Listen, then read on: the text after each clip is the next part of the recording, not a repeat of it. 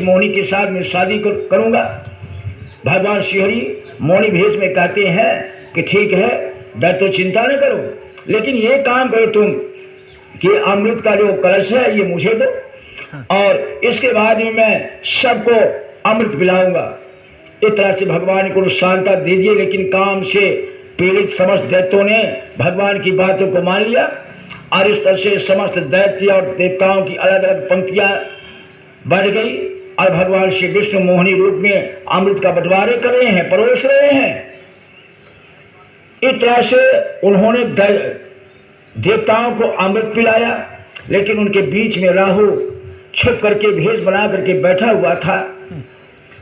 भगवान ने परोस दिया और जैसे राहु ने उस अमृत को लेकर के और उसे पिया, वैसे सूर्य और चंद्र बैठे हुए श्रीहरि को संकेत कर दिया। भगवान ने तुरंत ही चक्र सुदर्शन को अपना छोड़ा और जा करके उसके मस्तक को विदीर्ण कर दिया।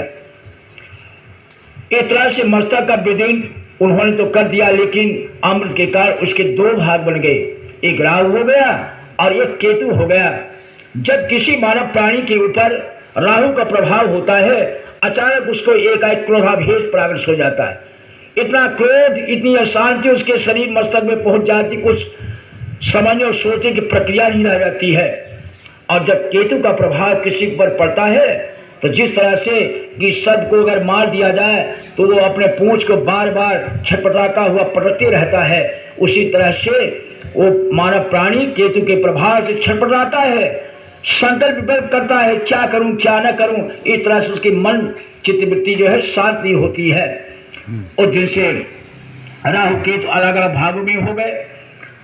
जब देवताओं ने इस तरह से अमृत छल करके पी लिया, अमृत पाकर के अमर तो हो ही गए, लेकिन दैत्यों ने विचार किया कि देवता हमारे साथ में छल किए हैं और उस समय उन्होंने युद्ध प्रारंभ कर दिया।